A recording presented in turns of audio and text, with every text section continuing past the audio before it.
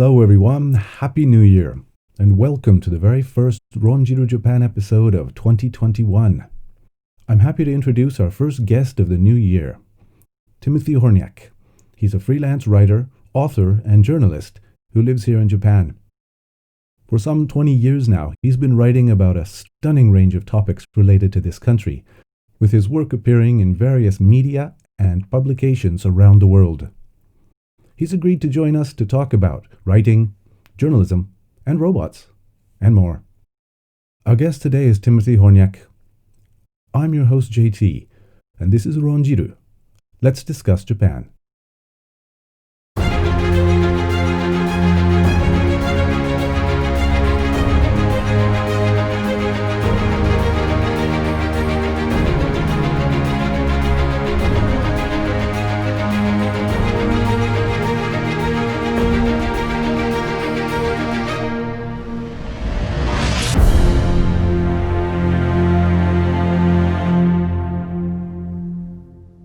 Timothy Hornyak, thank you very much for joining us on the RONJIRU Japan podcast.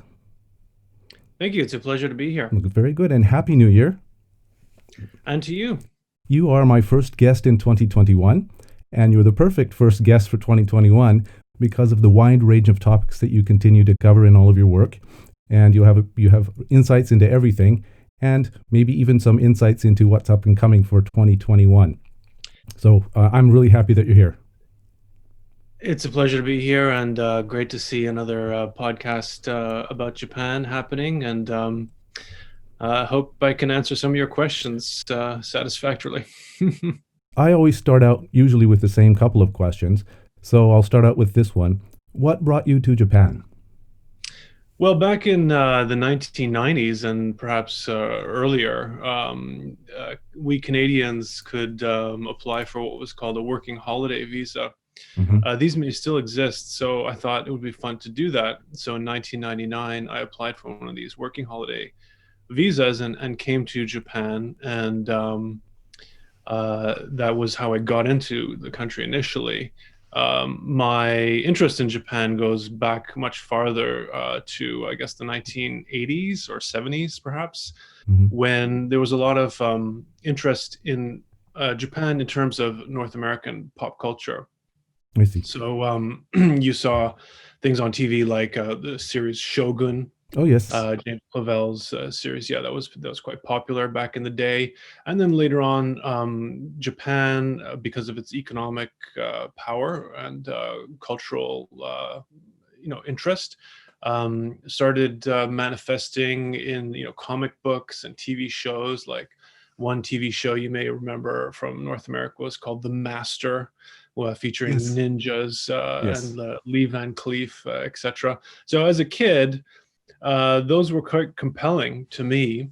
And because I was already interested in kind of fantasy series like Star Wars and Lord of the Rings, Japan became a kind of fantasy land on Earth that I dreamed of one day visiting. And in 99, I was able to come here. So that was 1999 that brought you here, and you were interested in it before. I know you've done a lot of travel writing since you came here, so you must have had the opportunity to travel all over the place, outside of the big cities as well. That's right. I've been to all 47 prefectures in Japan. All 47 of them? Yeah, that's right. Part of that was for Lonely Planet travel guidebooks that I used to write for. I used to work on the, Japan and Tokyo guidebooks, for example. And the cool thing about that job was it brought me to some really way out corners of the country that are not often visited. For example, the Ogasawara Islands, which are part of Tokyo, but about 1,000 kilometers south of downtown Tokyo. It was a brilliant article, by the way. It was a brilliant article. Thank you. An incredible experience. I highly recommend going to the Ogasawara Islands. You do have to take a ferry to get there, which is quite long. But just a fantastic place to go. And thanks to that gig working for Lonely Planet, I was able to go there. Yeah. What did you think of? What was your impression of some of those, the people in some of those places outside of the larger cities? Always warm, hospitable, really kind and interesting too. For example, in Ogasawara, that particular group of islands was originally colonized by whaling fleets, and it was originally an American possession. And to this day, you can find descendants of those people who call themselves Bonin Islanders, which was the name of the islands back in the day. And I met one fellow who was running an inn on the main island there, Chichijima. And this fellow looked exactly like Ernest Hemingway. And he called himself a Bonin Islander instead of a Japanese person. That was his identity, in other words. And so he and a couple of other people I met there presented this aspect of Japanese people that I had never known about. It was absolutely fascinating. Neat. My next question is going to sound like a strange question, but it's one I'll ask anyways. Why writing? Yeah, well, that's an easy question to answer, actually. Ever since I was a kid, I was able to spell and write with ease. I don't know why. And I was always interested in books, literature, and storytelling. And so when I got to university, I started I went into English literature. That's what I studied. And when it came to time to graduate, I thought, okay, what am I going to do with this degree in English literature? I should do something somewhat practical because I don't really want to go into academia. So I decided to go into journalism. Right. And I took a master's degree in journalism in Canada. Which eventually accumulated in your career as a freelance writer. That's right. Yeah. Why freelance? Why freelance? Yeah, good question. Well, as you may know, the media industry over the past several decades has been undergoing a period of retrenchment and upheaval due to new technologies like the internet. But even when the internet was relatively new, it was still undergoing a period of consolidation with closures of newspapers and other media outlets.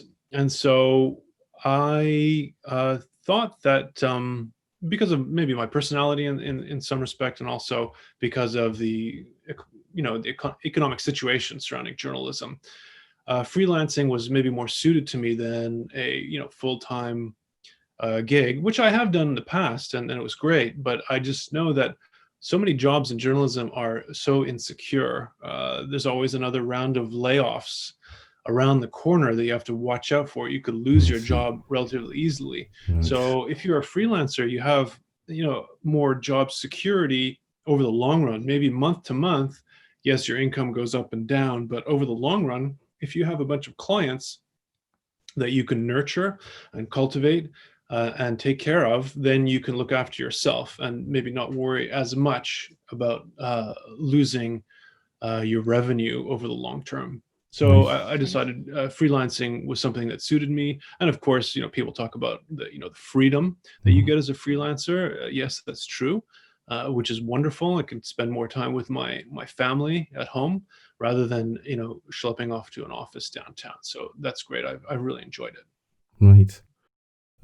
Again, I've read a lot of your stuff over the years, and you write about a vast number and breadth of topics related to Japan. You write food and culture and travel, of course, and politics sometimes, and science and technology, robots. We'll come to those in a minute. And you've even covered Nobel Prize winners, I believe. Plus, you write haiku. And I understand you also write songs. And yes, you're a that's photographer. Right. Yeah. Are you? Oh, sorry. Are you one of those people who seems to be interested in absolutely everything? Those amazing people who don't have anything that they don't like. Well, it's interesting you mentioned that. There's some things that I'm not as interested in. For example, Japanese pop culture is not really my bag per Mm, se. I mentioned that on Twitter today. That for example, I'm not a fan of like cosplay. right. However, I just came across an article about the leading cosplayer in Japan making a salary of something like more than 485,000 US Whoa. dollars US per year. So even though you may not be especially interested in a certain aspect of the culture here, there are some fascinating elements about the economy surrounding it, for example. Mhm. And the cool thing about Japan, living here as a writer, I find is that not only is Tokyo a city that you can never grow bored of, just like Dr. Johnson said about London back in the day, Sure. but Japanese culture itself and the entire country of Japan has so many interesting facets that you can uncover. The more you spend time here, the more you know the culture, the more you can dig into a certain world. For example, if you become interested, let's say, in no theater, Yeah. that's an entire world and history and traditions and competing traditions and protocols, etc., that you can learn in the vocabulary and go to know plays. It doesn't have to be that. It could be like drift racing up in the Tokyo hills or something like that. Yeah. So subcultures, historical traditions, performing arts, you name it. There's just so much here to uncover for anyone who's curious.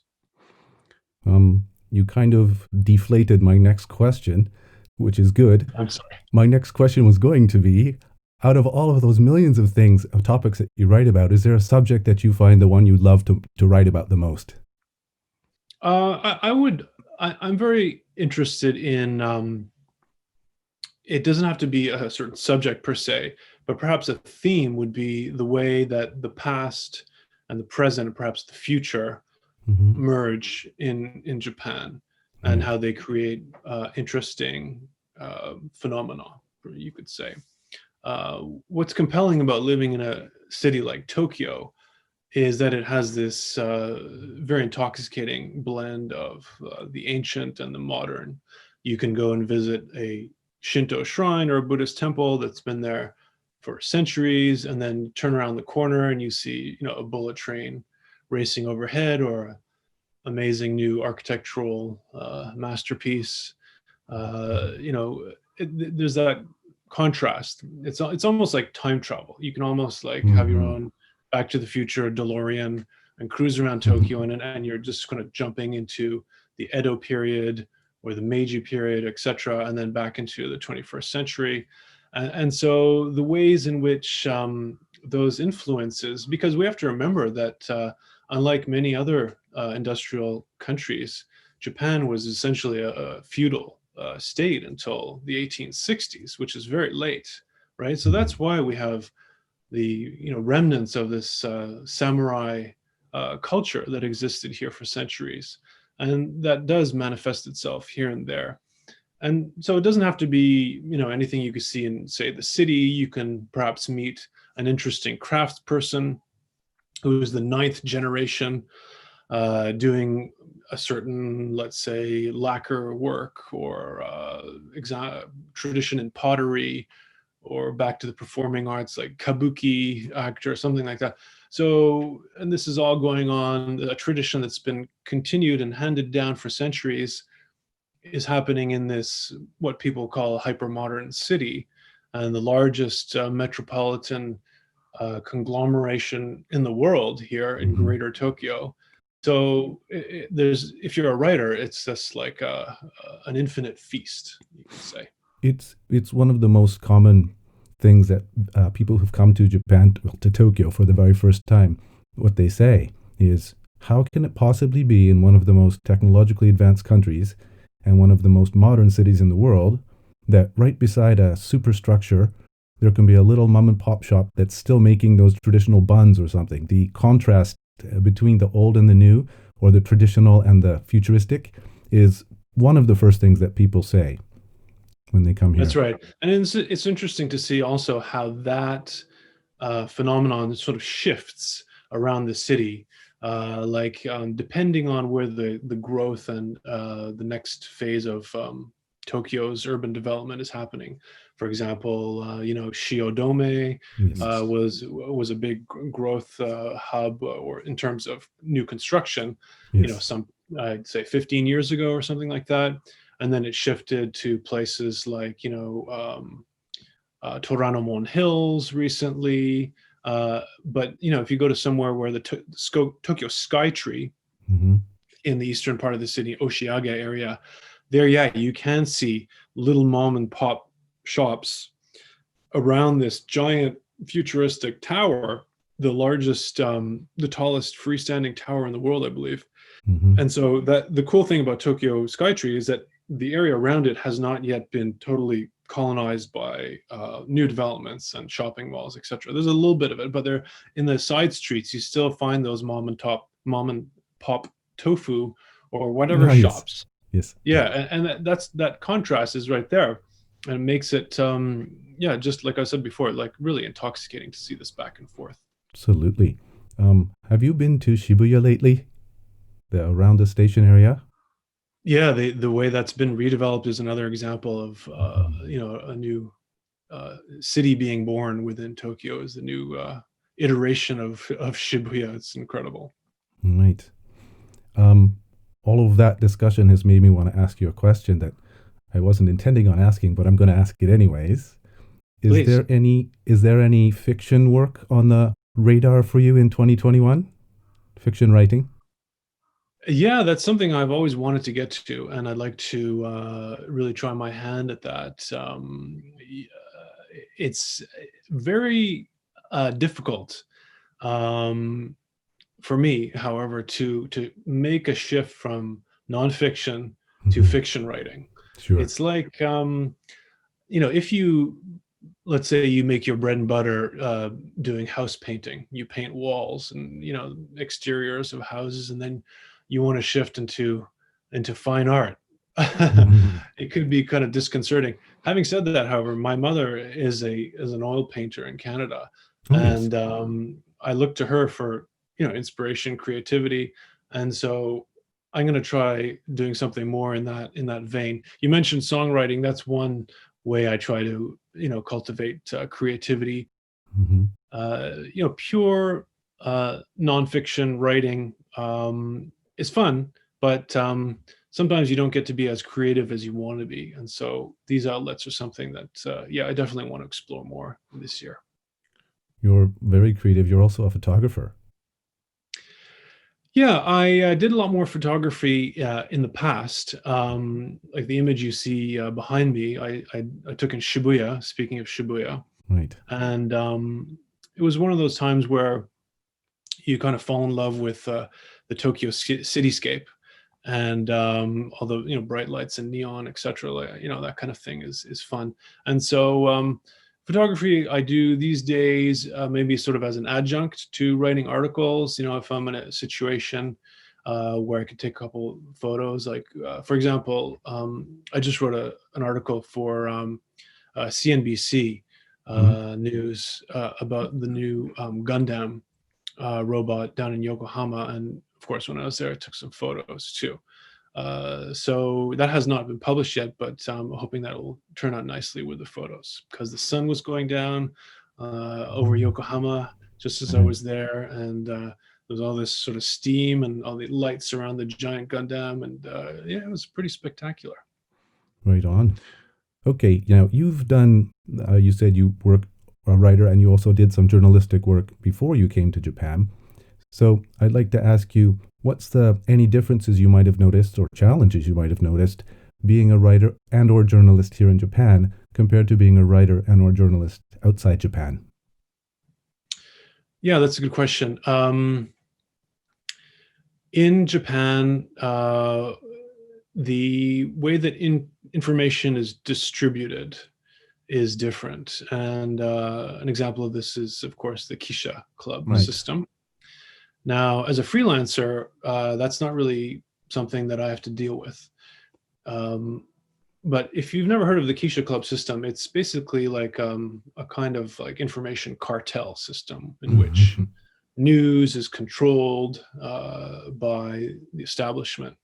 So kisha clubs, which mean journalist clubs or press clubs, are these little institutions that are embedded in Japanese governments and other organizations.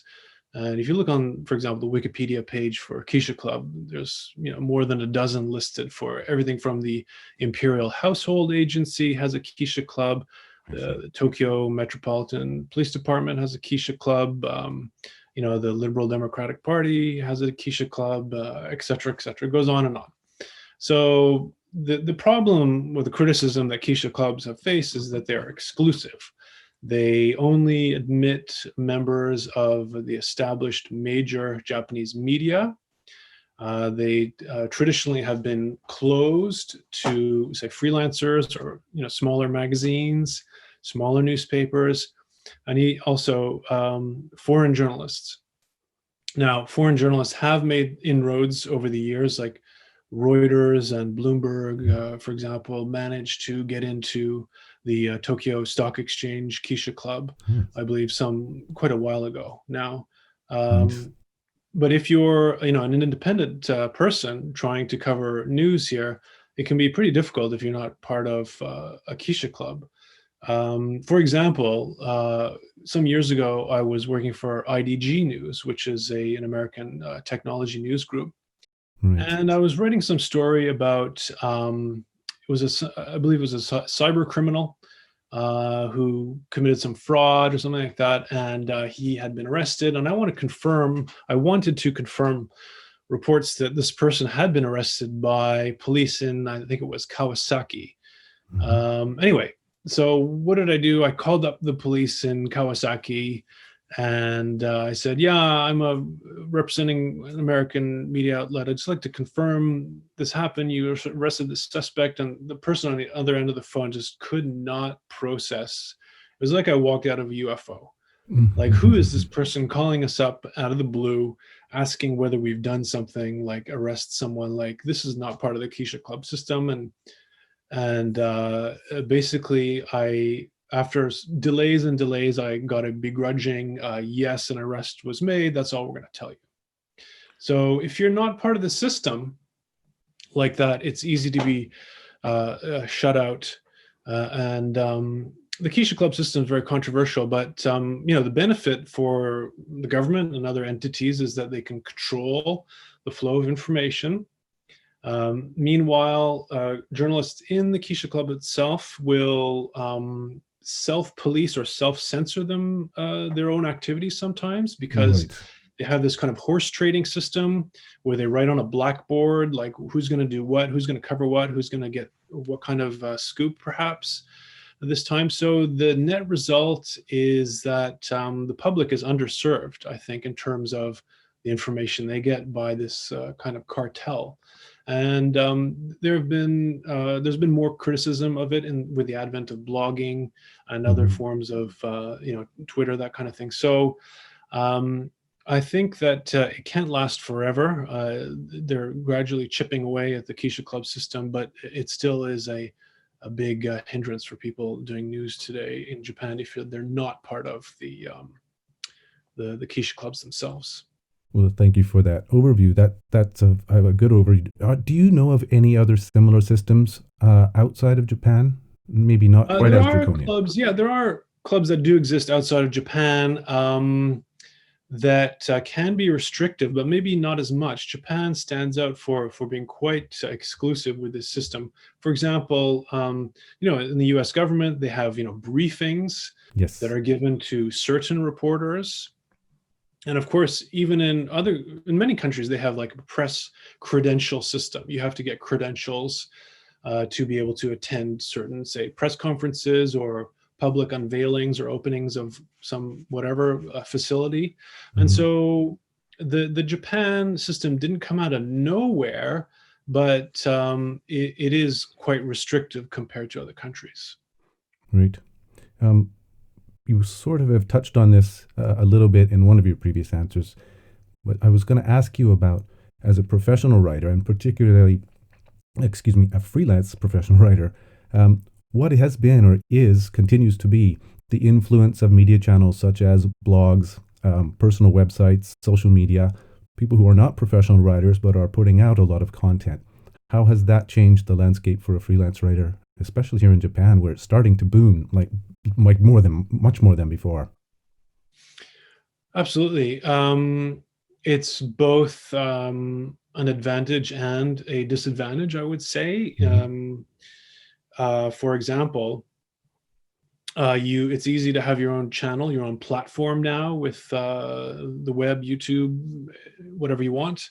So if you like, you can just go and write anything you want to, and perhaps you can build up an audience, and maybe you can break stories eventually. That's wonderful. And maybe you can eventually generate your own income by doing that.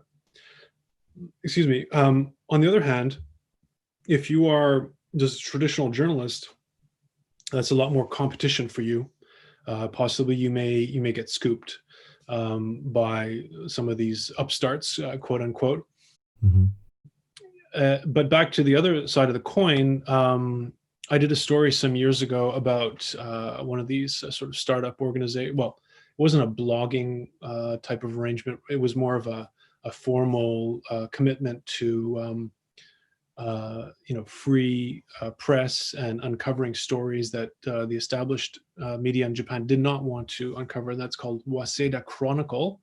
Waseda Chronicle was founded by a couple of people who came from establishment media in Japan. They were not satisfied with the amount of restrictions they faced, and in some cases self-censorship that was being imposed within the newsroom that they came from. So they decided, okay, we're going to leave those jobs and bye-bye to those salaries that we had, and we're going to start Waseda Chronicle, which is a kind of volunteer-led organization website that's been doing stories. For example, one that I remember involved, I believe, kickbacks, fraud involving prominent media and PR companies, ad companies in Japan.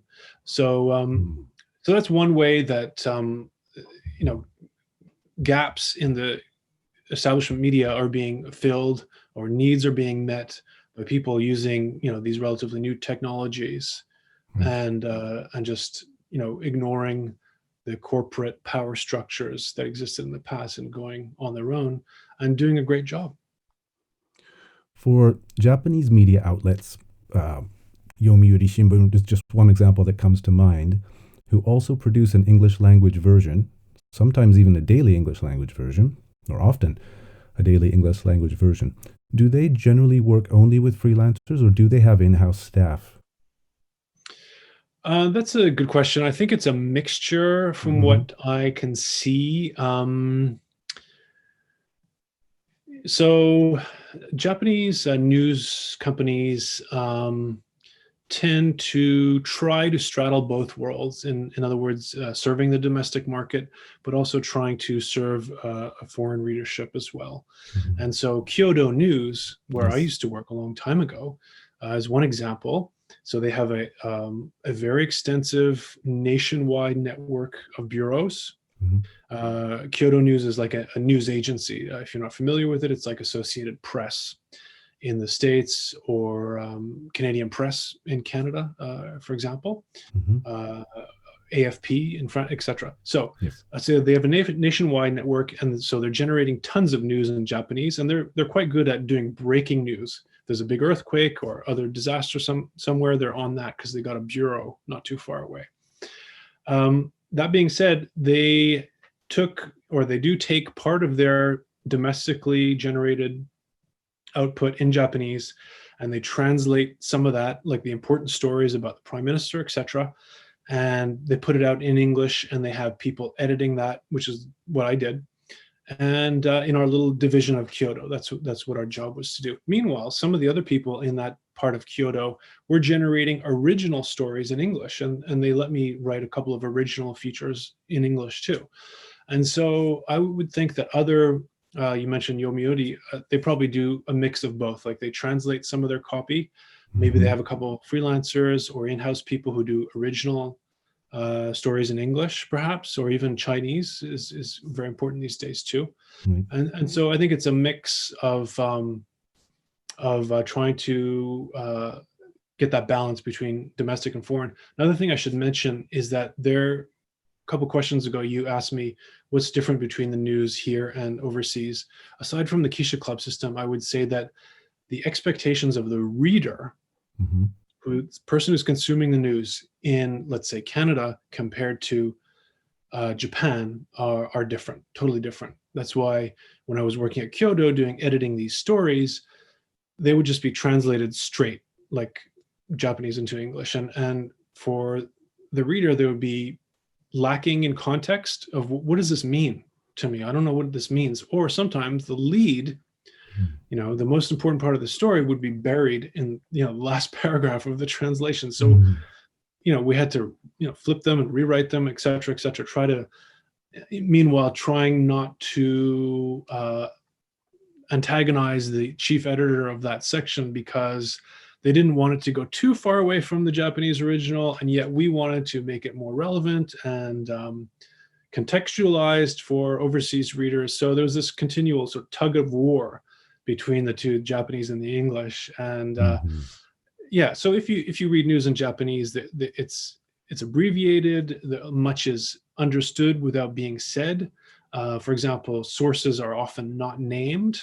Where does this information come from? Oh, it doesn't say in Japanese. It just says like, it is understood that this is happening. So the standards are different. And so people working in that sort of cross-cultural milieu, translators also, people who are translating, let's say, novels from Japanese into English, they also have to play with the differences in what is expected in a reader's mind in Japanese versus an overseas reader's mind. Sure. Could you also maybe explain what is and what does the Foreign Correspondents Club of Japan do, the FCCJ? I think you are a member of that, if I checked the list correctly. Yeah, I am a member of the FCCJ.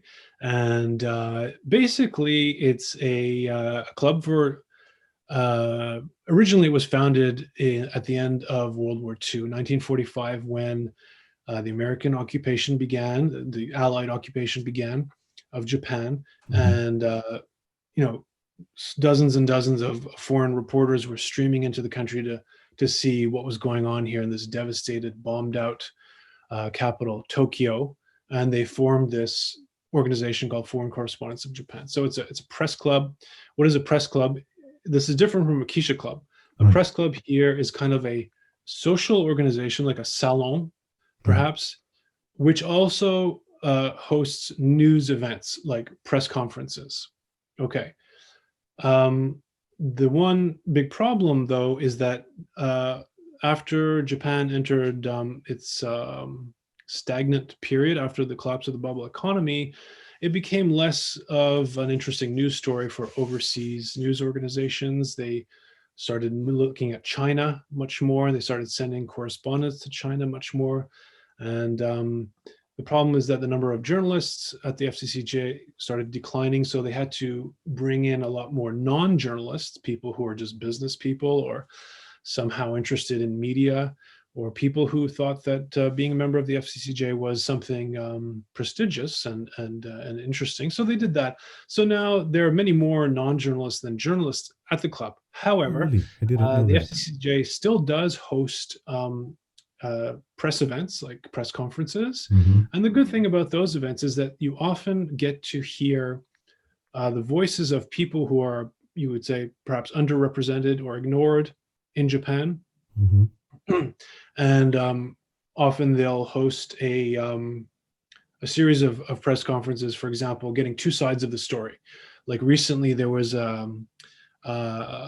an issue, a scandal in, I think it was Gunma Prefecture, if I'm not mistaken, in which a member of the prefectural assembly, a woman, said she'd been sexually molested by another member. So the FCCJ decided to hold one conference by her and another conference by the accused party.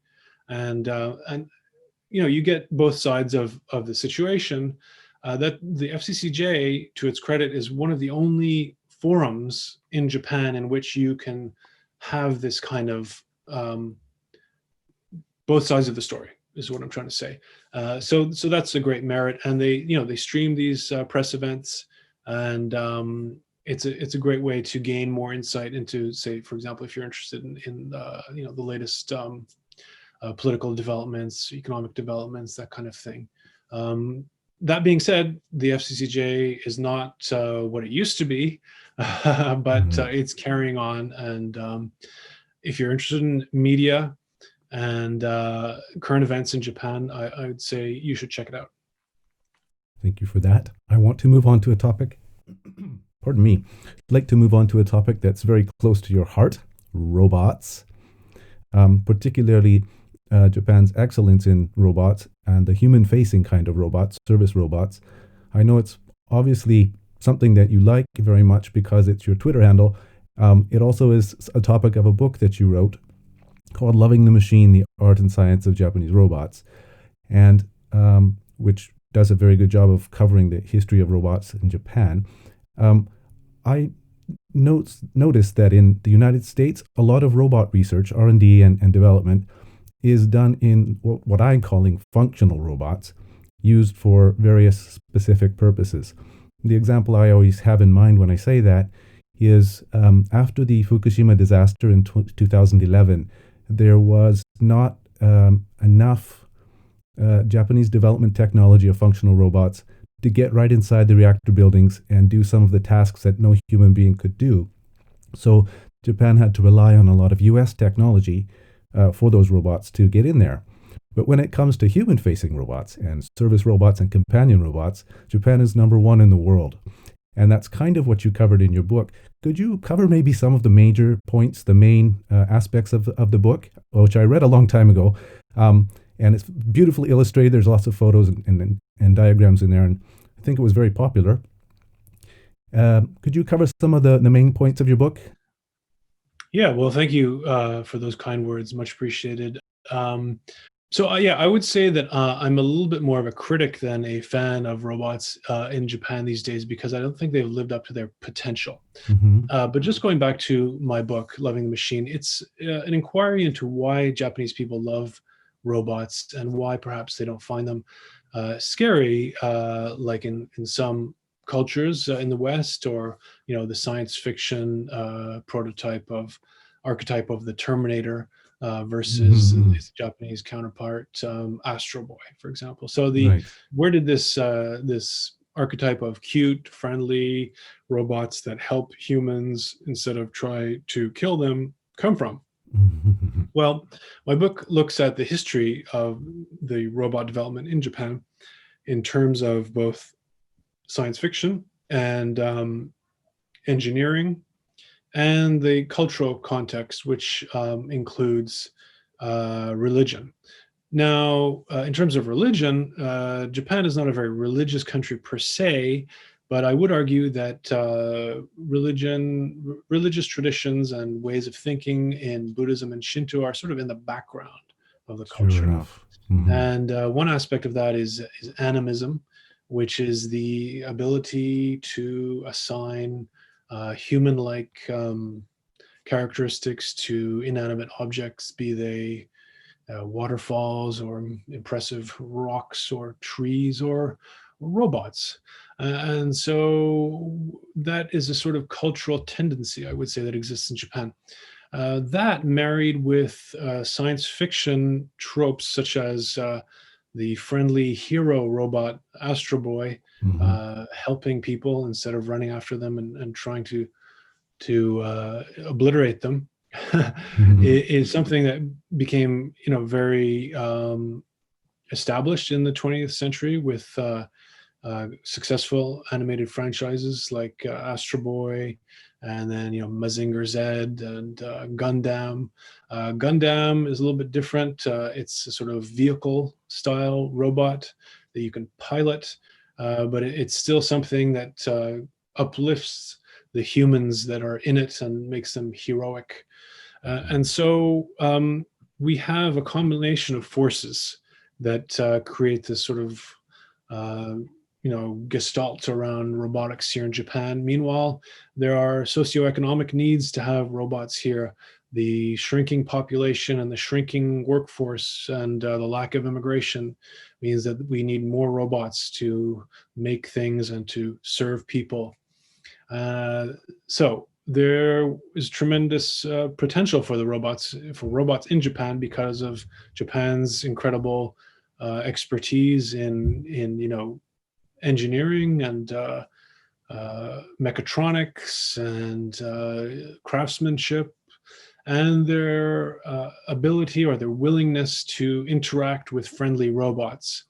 And you put a face and a cute smile on a machine, and it's something that can be easily received by people. And there are stories of robots in factories being, modded and made to look really cute and given names, even initiation or welcoming ceremonies that involve Shinto purification rites. And I was once at a recycling plant where they were taking apart appliances, TVs and refrigerators and that sort of thing. And they had robots scooting along the ground, transporting objects like were they TV screens, something like that. And anyway, what I remember about these autonomously guided robots, they're almost like those little robots you see in Star Wars, like in the Death Star, where they're walking through the Death Star and you see those little robots squeaking along the corridors there, that kind of thing. These were all sort of modded, and they were painted, and they had like, cute eyes or feathers or something like that. And so the staff had gone to the trouble of making these robots cute, which was striking. That being said, you mentioned Fukushima. When Fukushima happened, when the great earthquake struck in 2011, I was in North America, and I was really interested in writing about this. So I wrote an article for CNET News about this, which I was working for at the time. And I immediately called Tokyo Electric Power Company and asked them, okay, you have a couple of crippled reactors at Fukushima Daiichi power plant. Do you have any robots that are ready to go in there right now and sort things out? And they said, robots? No, we don't have any robots. No. I was like, what? So that was such a disappointment after decades of seeing Japan, proclaim its expertise in robotics and its willingness to use and develop robots in not only factories and daily life situations, but also emergency disaster situations like crippled nuclear power plants. And as a matter of fact, there was a program in Japan to develop such robots that could work in crippled nuclear power plants years ago, but it was shut down allegedly because they didn't want the public to have the perception that something could go wrong at a nuclear power plant that would necessitate having a robot there. Unbelievable. So, unbelievable. So since then, I've seen other robot systems that should have been in Japan. Like you take the most successful commercial, like say household robot, wasn't developed in Japan. It was developed in America. That's Roomba. Yes. Millions of units sold. Why didn't Japan develop that robot? Japan should have. Right. I think it was almost too in love with this concept of creating Astro Boy, of creating a human-like bipedal robot. It did try to do that with robots like Asimo, Honda's Asimo, but that has been very impressive and dexterous and quite remarkable in the way that it moves. But it's been relegated to the role of sort of a cultural or sort of a corporate ambassador, for Honda, which is great. But meanwhile, what's happening with a company like, Boston Dynamics, they've created some incredible, even more dexterous and even more impressive humanoid robots that can do backflips and dancing, and they just leave Asimo in the dust. And so I think Japan has to wake up a little bit and start making robots that people really need and can really help them. And I think we've seen a sort of realization of that in the pandemic. There's been greater need for robots to help and work with people to reduce the possibility of transmission of the virus. And so I hope Japanese robotics companies do more to create robots that people want to buy. Makes sense. I was actually going to ask you about that if we had the time on predictions for 2021 with COVID-19. It has not been a promising first 3 days of 2021. Record cases each day, possibly a state of emergency being declared in the next week. What do you think is going to happen with that? I think because you just wrote an article for Time. What is it? That's right. I wrote an article for Time about this Yes. just before the current pleas by Tokyo Prefecture and other prefectures to have the central government declare a state of emergency. Notice how the prefectures themselves, as far as I understand, don't have the power to do so, which is another big problem. However, Japan really wants to host the Olympics successfully this coming summer. That's what it all comes down to, I think, huh? Basically, well, that's a big part of it, I would say. And so if they declare a state of emergency now, it may cast an even greater shadow on having the Olympics. In addition to that, even though people are being immunized in America, in Canada, in the UK, in other countries, in Japan, vaccines are not on the immediate horizon here. We may see some people getting vaccinated in late February. So that's almost 2 months away now. According to Bloomberg, general population may not see vaccinations in Japan until I think it was late June, which is incredible. That's just before the Olympics will start. So living in Japan here, you and I may not get a jab until what, July, August? Who knows? I think that's crazy that other industrialized countries are doing it, and yet we're going to face a lag of 6 months or more. It's really unfortunate. So I think that in Japan we'll see the pandemic going through more waves, according to how the government is reacting. Japan has done better than many other countries. It's true. However, I think Japan could have done much better still. When you look at, really amazing performers like New Zealand, Taiwan, Japan had the potential. It seems to me inevitable that the way to reduce transmissions and flatten the curve is you just have to have really, really strong policies in place for controlling transmission at places like, people coming into the country through airports. There was a guy writing on Twitter about his experience flying from the UK to South Korea, and how the UK was the airport, maybe Heathrow, was totally shambolic with hardly anyone wearing masks. You get to the Seoul airport, and it's like multiple layers of checks. You don't even get out of the airport quarantine hotel for 10 hours or something after taking, test. I think that this fellow was tested twice, once for the virus and then for the variant. Right. And so you have to have rigorous procedures. You have to be overwhelming in your attempts to get this thing under control.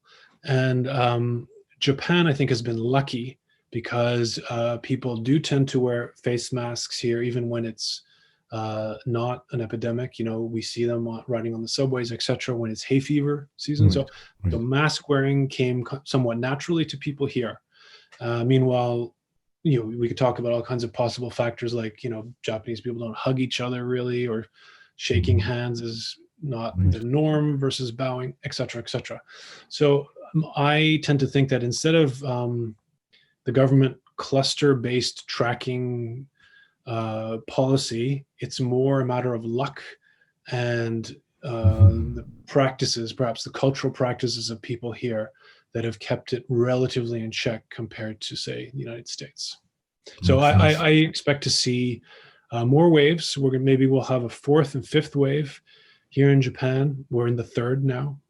That will continue before we get this thing under control, and it may still crop up here and there in the fall, winter next year. I just hope we're not in the same situation a year from now. Social distancing, not being able to see friends and family, not being able to travel. Sure. It really wears you down after. It does. On a personal level, it wears you down, and on a business level, a lot of small shops they're gone. I mean, they're just not gonna make it.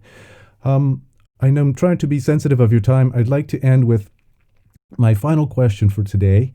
Again, thanks for your time. And it's, as a person who covers so much about Japan and such a broad range of topics, if you had one thing about Japan that you wanted people outside Japan who've never been here to know about this place, what would it be? You can say as many as you want, but I thought one would be easier. Yeah, well, I would say there are multiple things. Certainly, if you're a visitor to Japan, I would encourage you to try to go to the more remote corners of the country if you can, like as I mentioned earlier, the Ogasawara Islands, for instance, is an absolutely rewarding place. For example, an island like Yakushima, which is famous, and people do go there in Kagoshima Prefecture, is amazing to see the giant Jomon Sugi trees there, etc. Instead of just going to like Tokyo and Kyoto, which is the traditional route. I would also recommend them to, of course, spend time at an onsen, ryokan, out in the countryside. So for visitors, as far as that goes, that's, and of course, experiencing not only the great food, hospitality, craftsmanship, if possible. There's just some stunning examples of creative traditions here in Japan. In terms of thinking about Japan, it's very easy to look at Japan from overseas and see what seems to be an almost ideal society. It goes back to what I talked about in the beginning. It's a kind of place that you can satisfy your escapist fantasies in to some extent. And, like I said, it has a fascinating history. It was a feudal state until not too long ago, historically speaking. With that in mind, it's easy to idealize and romanticize Japan, which is fun. We all do it to a certain extent. Sure. I do it too. But when we do that, we have to be careful, though, because there's a lot of stuff that goes on here that people may find objectionable and lacking. And just to pick one out of so many examples, I mean, Japan doesn't do very well in terms of gender equality. And the status of women here, for example, in parliament or leading corporations, etc. I think it's trying to do better. It has a lot more catching up to do. And so it's fun to wear the rose-colored glasses when you're in Kyoto, but also try to look a little bit deeper and see about the forces that are shaping Japan beneath the mask, so to speak. Sure. If you can do that, you'll be rewarded with a greater insight and understanding that comes along with reading about the history of Japan. And ultimately, your experience with Japan will be all the more satisfying, I think, instead of just seeing it as on a superficial level. That's my take, anyway. I agree 100% with that. Tim, can I call you Tim? Absolutely, please. Okay. Tim Hornyak, thank you very much for joining us on the RONJIRU Japan podcast. It's been a pleasure to meet you. Thank you again for having me on the show. It's been a delight, and I wish you every success with this series. Thanks so much. Bye for now. Thanks for joining us on the RONJIRU Japan podcast. For more insights on Japan from people who know Japan, be sure to subscribe to the podcast right now and check out our website at www.ronjirujapan.com. That's www.ronjirujapan.com.